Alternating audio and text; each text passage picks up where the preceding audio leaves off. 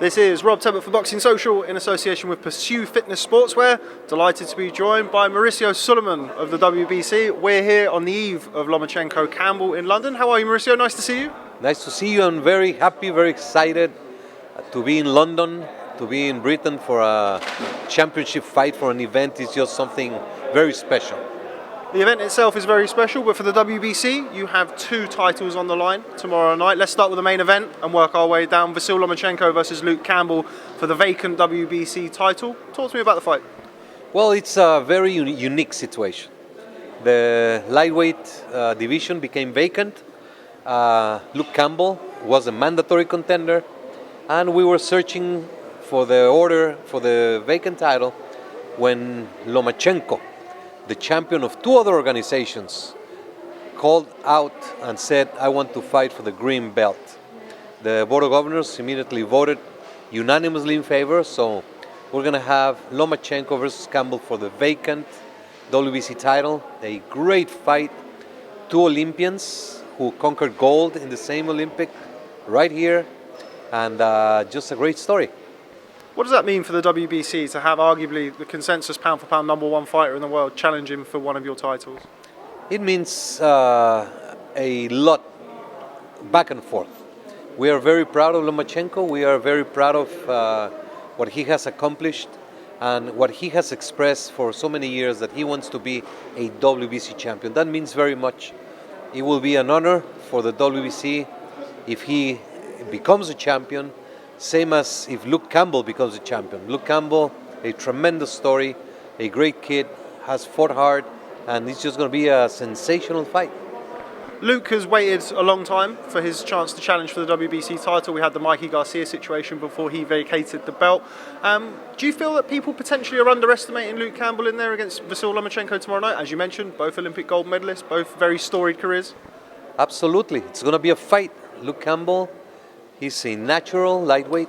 His height, he's strong, he's fit, and he's ready. He's been waiting for the opportunity to shine. So I don't see any major factor that does not see this fight as a very equal match. So it's going to be a great fight.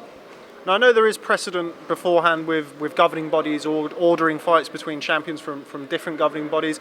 It's not something that happens an awful lot, but it is something that has happened before. Could we expect to see more of this in the future, potentially, from the WBC? Well, this to have a champion challenge for a championship is very accurate. It does not happen very often. We are all for the best for the sport. We are all for unifications. That's what the people want to see, one champion in the division. Very unfortunately, the way boxing is structured is not doable. It's not common to see a unified champion, and to see a unified champion keep the unification for a long time. That's a matter that we have to address aggressively. The mandatory challenger is a rule that the WBC implemented to make sure that the best challenger got the opportunity to fight the champion and not have a champion run around a great boxer. That rule is being now abused.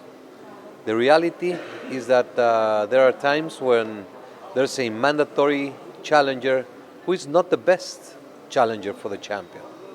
And it is being abused, and champions are losing their titles for a situation where it should not happen.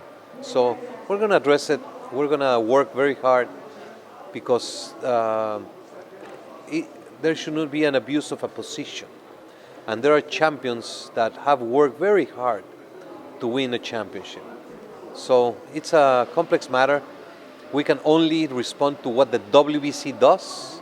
We cannot respond what other organizations do. But if we sit down and work together, there are many things that can be done for the benefit of the sport. You mentioned working alongside other governing bodies. I think certainly from a more casual boxing fan's perspective, the division in the sport between different governing bodies is something that can confuse people sometimes. What will the WBC do to be, not necessarily saying that you're not, but to be more open with working with your WBAs, IBF, WBO, etc.? We have shown with facts. We have been flexible. We supported the World Boxing Super Series. We made provisions on our rules to address that. We have offered countless times to meet and do summits and try to reach agreements. But as I say, I can only respond to what we do. Elsewhere on the card, gentleman that I know you've just seen, the WBC flyweight world champion Charlie Edwards, somebody I know you have a tremendous amount of time for, defends his title against Julio Cesar Martinez of Mexico. Talk to me about that fight. Well, Charlie is my boy. Charlie is he's like my little brother. I love him. I love his family, his story, his mom, and we cannot find a more loyal, more proud WBC champion than Charlie Edwards. Everything for him is WBC. And this is a mandatory defense against a very tough Mexican who won his shot by knocking out British. So it's a very interesting fight. And it should be a highly entertaining bout. Do you leave your nationality aside for that one? Since I was a kid, I learned from my father that in boxing, you cannot have a favorite or favoritism towards anyone. It would be a tremendous act of betrayal for the president of a world organization to have a favorite for anything in the sport. When both fighters go in, I feel great respect and care for both. And when the fight is over, I have genuine, is that how you say? Genuine happiness. I feel genuine happiness for the winner. And I feel true sadness for the loser. It's something that I don't know if I was taught and I learned to have those feelings, but you can ask any fighter. You can ask from Tyson, De La Hoya, Chavez, and to the new ones. I cannot be a hypocrite. And I attend and I address it right there, but whoever wins the fight, whoever does the best job should be awarded the victory. I think that's absolutely right.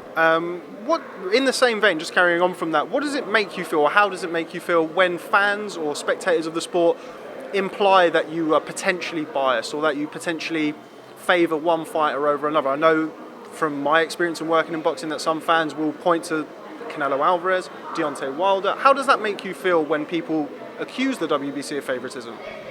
Well, I understand because I'm a fan of sports. And the nature of a fan is to be inquisitive. You like to know responses. You like to attack.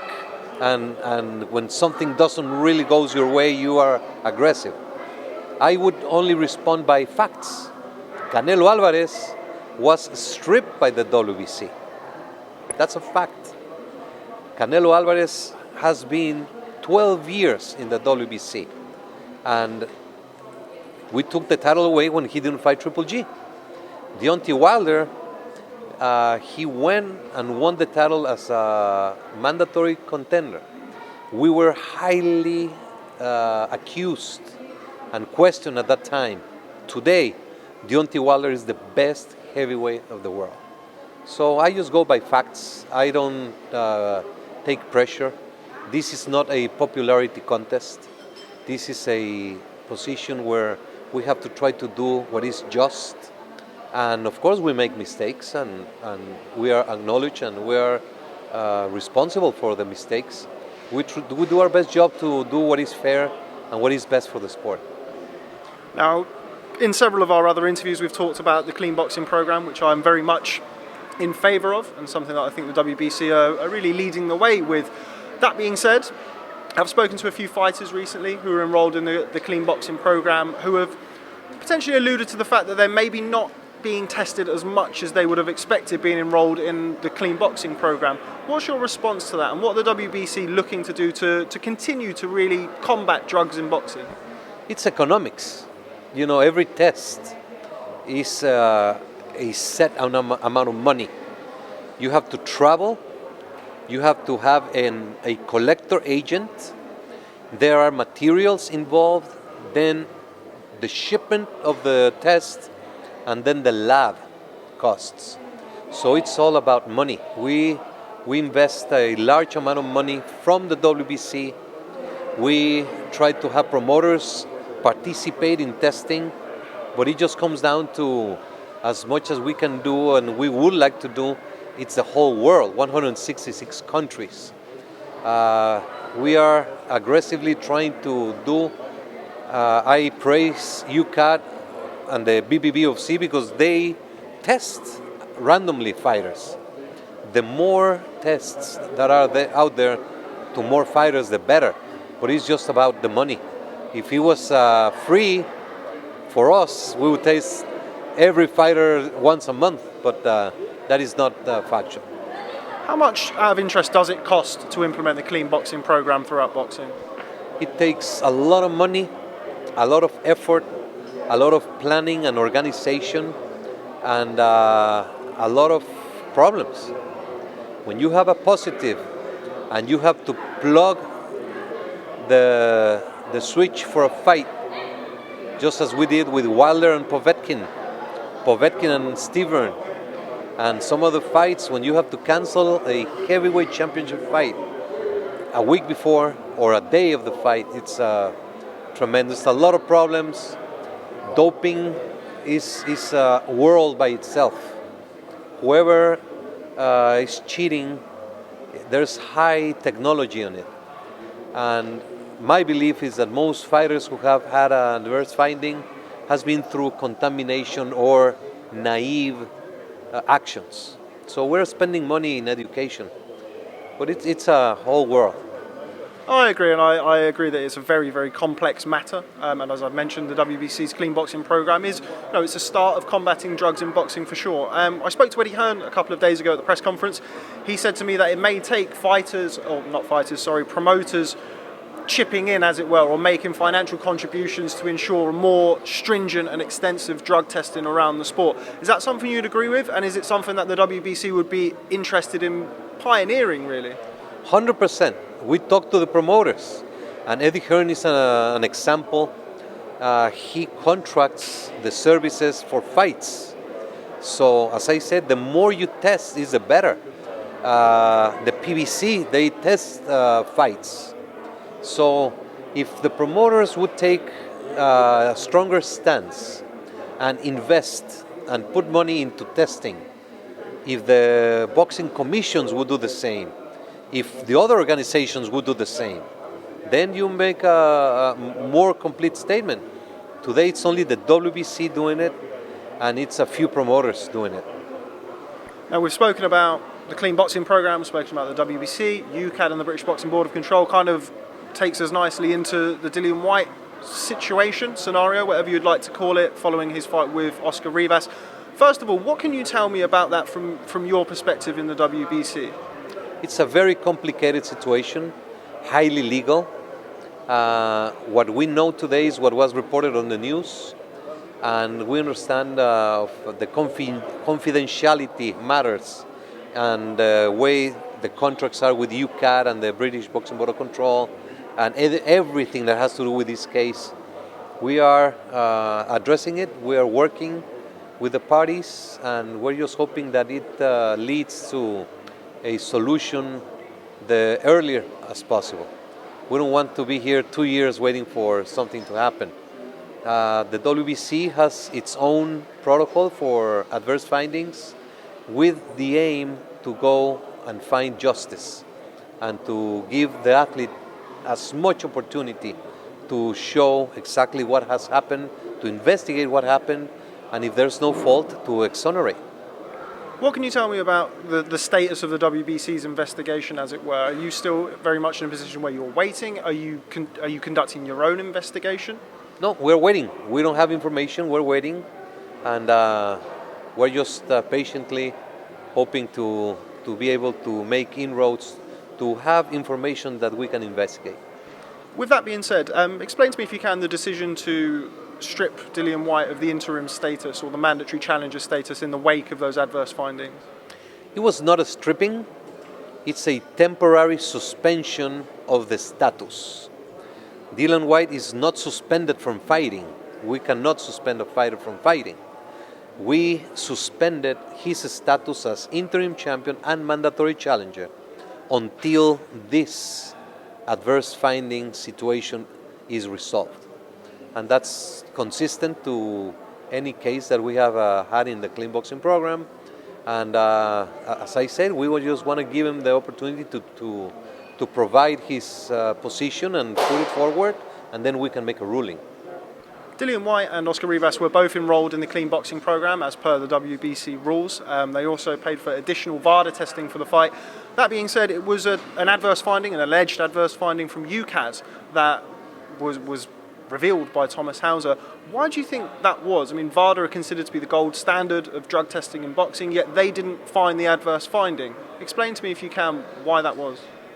That's highly technical, and it's out of my league to explain or to understand what has happened. There are tests. You take a test one day, and then some other days pass, and then there's another test. What we know is that he did not show any adverse finding with the VADA testing, and there was an adverse finding with an UCAT testing.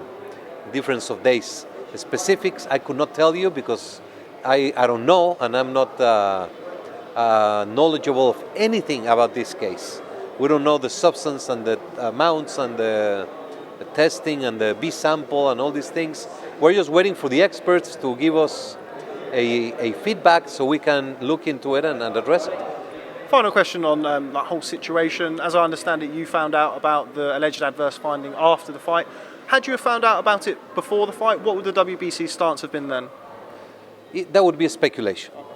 I could say something, but it's not realistic.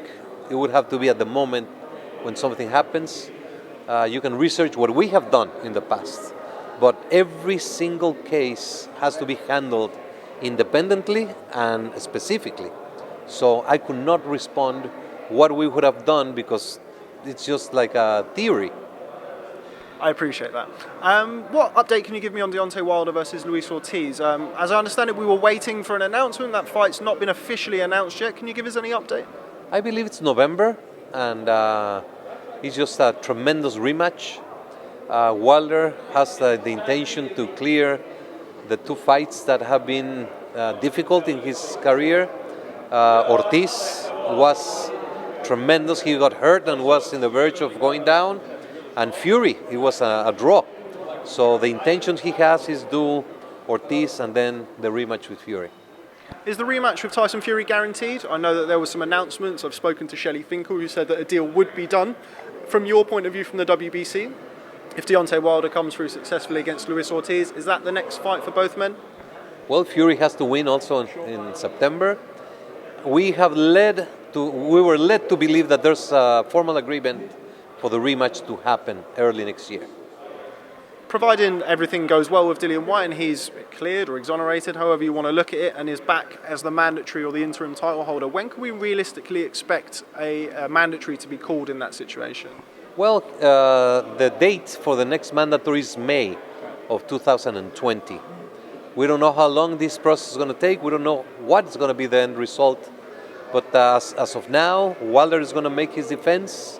There was an agreement for Wilder to fight Fury, and then the mandatory to come.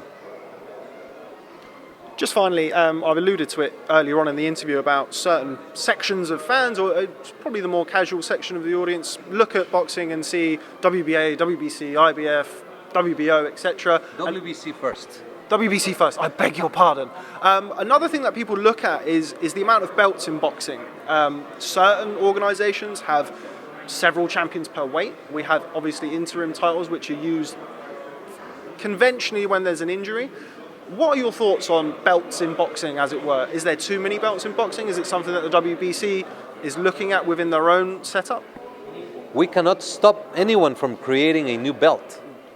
I would say the fans can evaluate what each belt means, what each organization means, what they stand for, what's the history behind them. Are they profit or non-profit? Are they only ranking and belt-giving organizations, or they're working diligently throughout the world, throughout the year, to make a difference in the sport? That's for the fans to evaluate. The WBC has the world champion. We have a silver champion, which is like a Division 2. And then we have the international, the Continental Americas, the European. Those are regional championships to prepare the fighters to move up the ladder. For example, Manny Pacquiao started in flyweight as Oriental champion. Then he won the international championship. Then he won the world championship in flyweight. Now, today we see what Manny Pacquiao is. So these belts or championships that are minor to the world champion is to prepare them. We can only respond to what the WBC does. We have a great platform of regional championships that give experience to the fighters to then move on to the championship world. We have a diamond belt which was created as a special trophy for special fights. During the World Boxing Super Series, the WBC accepted to use the diamond belt to be contested and defended to enhance as per the petition from the World Boxing Super Series. But basically, the interim champion must only work for a specific few cases. You cannot have in every division an interim champion because it loses the sense of what it is. And I guess you are going to the franchise. Do you want me to talk? Or you want I was going to go there. Yes, I actually spoke to you when this was very first discussed, the franchise champion, about probably 7 or 8 months ago initially. Explain to me what a franchise champion is. I completely agree with kind of the international, the aerial, the regional titles to develop a fighter until they're ready for world level. The boxing fan in me isn't quite sure what the franchise champion is. Is there a mandatory challenger? Is it? I'm really as in the dark as a lot of boxing fans are. Explain that to me. Why is there a need for a franchise champion? First, I thank you for the opportunity to make this clarification. We don't have many outlets to give our truth for the fans to hear it from us. The franchise boxer is a designation. It is not a new championship. It is not a new belt. It is not a new title. It is a designation that has been given to Saúl Canelo Álvarez only. It could be given, awarded by the WBC in the future to a very few fighters. What is a franchise boxer? It's a fighter who has a world recognition as a great champion. He's a fighter that moves boxing in a positive way. He's a fighter that has been related to the WBC for a long time or for special situations. He's a fighter who is fighting in different weight categories. He's a fighter who must fight the best fights due to contracts with television or with whatever. So it's the very elite. It's a designation thought after Muhammad Ali, Mike Tyson, Chavez, Duran, Leonard, De La Hoya, Mayweather, Pacquiao. Saúl Álvarez is fighting in middleweight, super middleweight, or even light heavyweight. We don't know when he's going to fight, and he deserves, after 12 years of relationship with the WBC, he was youth champion, international champion, Latino champion, silver champion, world champion in super welterweight, then middleweight. So he's a fighter that moves boxing. Instead of threatening him and challenging him with a mandatory defense, the WBC thought and created the franchise boxer to put him in a special status where he can comply with the best fights that the fans and the boxing industry wants to see. We're going to put a lot of effort on the new system on mandatory contenders. It is being abused.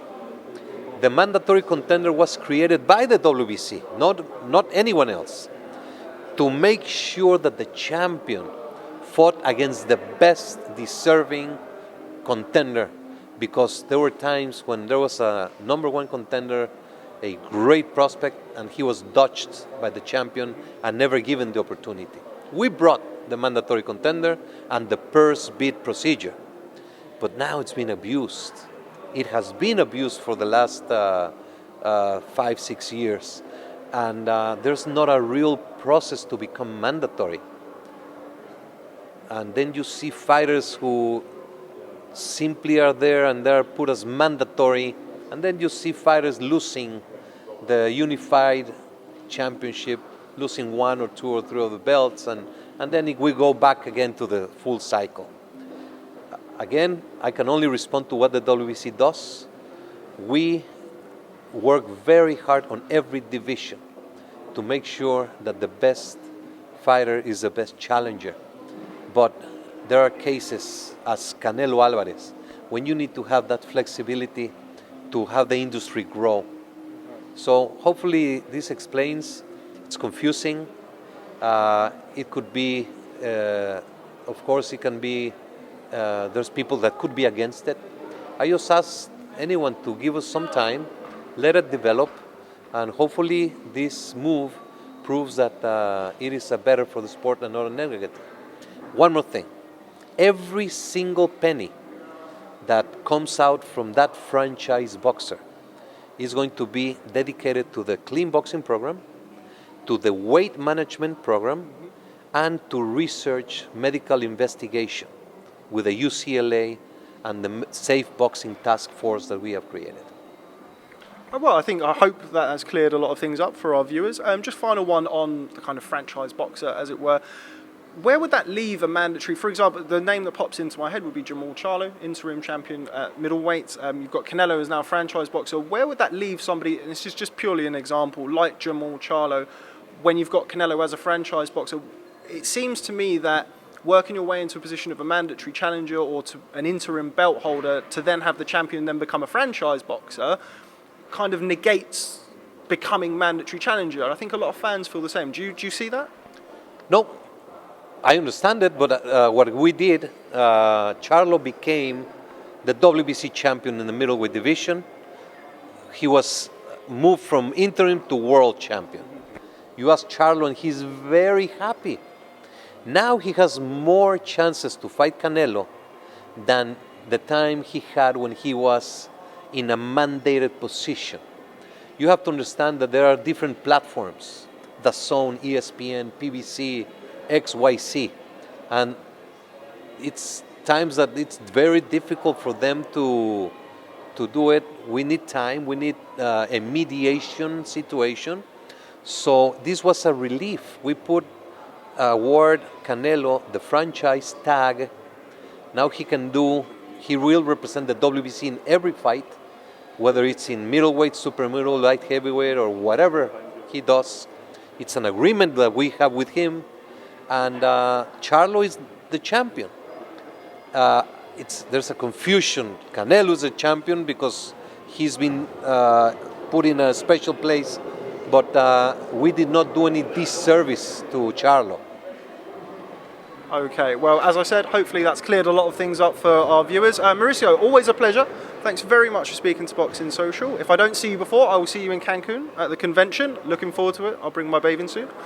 Thanks very much for speaking to Boxing Social. And anyone in Boxing Social, feel free to write to us through you or directly, and we respond.